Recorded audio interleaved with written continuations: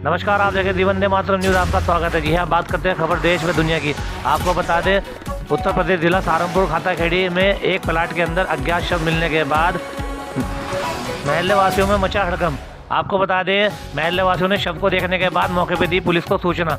मौके पर पहुंची मंडी पुलिस व प्रभारी व उनकी पूरी टीम और साथ ही फॉरेंसिक टीम ने शव को कब्जे में लेकर जाँच में जुटी पुलिस। आइए बात करते हैं मुस्लिम समाज की एक मुस्लिम लड़की की, जिसमें कुछ नॉन मुस्लिम लड़कों ने प्रेम प्रसन्न का जाल का झांसा देकर लड़की को धोखे से स्कूल के पीछे बुलाकर अपने यार दोस्त के साथ में पहले किया अपहरण, बाद में रेप कर हत्या का मामला सामने आया है। अपहरणकर्ता व हत्यारों का वीडियो हुआ सोशल मीडिया पे वायरल। और आइए बात करते हैं मुस्लिम समाज के अंदर ज़रूरत से ज़्यादा दान दहेज को लेकर, खाने की बर्बादी को लेकर मुस्लिम समाज के उलमाए दीन पहुंचे मुस्लिम समाज की शादियों में और समझाने का किया प्रयास। नहीं समझाने पर हुए नाराज, जताई अपनी नाराज़गी। और आइए बात करते हैं दिल्ली राजधानी की, जहां पर चुनाव को लेकर भारतीय जनता पार्टी ने लहराया अपना परचम। आम आदमी को मिली करारी हार, कांग्रेस कार्यालय पर मनाया गया जश्न। आइए देखते हैं पूरी खबर।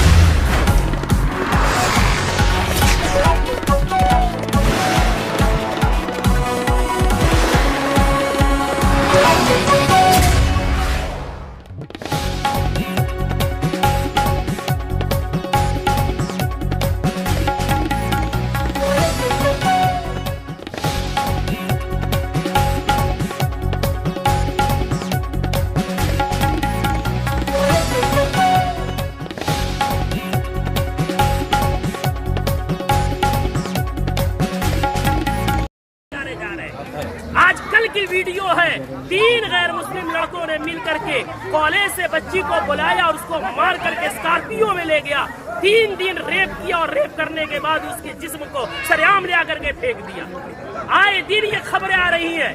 मैं पूछना चाहता हूँ, इसके पीछे के जिम्मेदार मुआशरे के हमारे और आप जैसे बेगैरत लोग नहीं है, जो शादियों में, नाच गानों में, पैसों में आग लगा रहे और आग लगा करके शादियों को इतना मुश्किल बना दिया कि वक्त में शादियां नहीं हो रही है, जिसकी वजह से हमारी बेटियां, जज्बात उनमें भी है, जज्बात की रो में बह करके एजुकेशन वाली बच्चियां गैरों के गोद में खेल नहीं रही है, बल्कि टिश्यू पेपर बना करके उन्हें इस्तेमाल करके गली कूचों में फेंक नहीं दिया जा रहा है, बल्कि उनके चेहरे उड़ाए जा रहे हैं।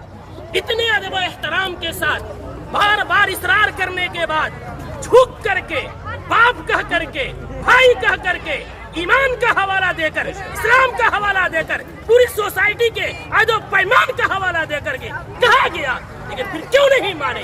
जुर्रत की बात है, हिम्मत की बात है। आखिर वो हिम्मत आई कहाँ से कि पूरा मुआशरा बाइकाट कर रहा है? आप नाच ला रहे हैं, चौक पे नचा रहे हैं, पूरा बस्ती इस गुनाह से बचना चाहता है। खुदा का खौफ खाए हम लोग, कल क़यामत में क्या मुंह दिखाएंगे? पूरे गांव में नचाते हुए लेकर आते हैं, मस्जिद के सामने से लेकर आते हैं, पूरे गांव में। ये क्या है? इस इसको जिद नहीं कहते हैं तो और क्या कहते हैं, इसको हठधर्मी नहीं कहते हैं तो क्या कहते हैं। कौन है वो मौलवी, कौन है वो आलिम दीन जिसने कुरान और हदीस पढ़ा है और इतनी सख्ती से मना करने के बाद उस मजलिस में, उस शादी में नाच गाना हो और वो निकाह पढ़ाए, उसका कुरान और हदीस इजाजत देता है। मैं तो एहतराम करता हूँ कि इन्होंने पहले ही जो हमसे मोहब्बत और शफकत के साथ इकरार किया है। कौन है ऐसा जो जिस मजलिस में नाच हो रहा हो, जिस स्टेज में वेशियों का धंधा चल रहा हो, जिस स्टेज में खड़ा हो करके बहनों के पाँव में घुंघरू बांधा जा रहा हो, उनके सरों से दुपट्टे खींचे जा रहे हो, जिस निकाह जो इबादत है उस इबादत के अंदर मुआशरे के लंगे और लुफंगे और लवंडे औरतों के पीछे तालियां बजा रहे हो, वो निकाह में किस मौलवी का इल्म इजाजत देगा निकाह पढ़ाने का? कौन सी कुरान इजाजत देगी, कौन सी हदीस इजाजत देगी? यहाँ सब कलिमा पढ़ने वाले हैं। हम मरेंगे, रब के सामने हाजिर होंगे। दुनिया की बात छोड़े, हमें ये खौफ क्यों नहीं आता कि निकाह एक इबादत है, नमाज भी इबादत है। नमाज में अगर कोई गाना बजाए नमाज का मजाक है, निकाह में कोई गाना बजाए वो निकाह का मजाक नहीं तो क्या है? जो मौलवी कुरान की आयत पढ़ेंगे उनका मजाक नहीं तो क्या है? हदीस पढ़ेंगे उनको पैरों की ठोकरों में रखना नहीं है तो क्या है? आज सुबह मंडी थाना क्षेत्र में पुलिस को सूचना मिली कि खाता खेड़ी के पास एक अज्ञात शव एक खाली प्लॉट में पड़ा हुआ है। पुलिस तत्काल मौके पर पहुंची एवं वहां पर जो है फोरेंसिक टीम भी पहुंची। बॉडी को कब्जे में लिया गया, सारा वहां से एविडेंस कलेक्ट किया गया। अभी जो है इसकी तस्दीक हो चुकी है। इसका नाम है आमिर सन ऑफ मोहम्मद शहजाद। ये उसी इलाके के आसपास का जो है रहने वाला है।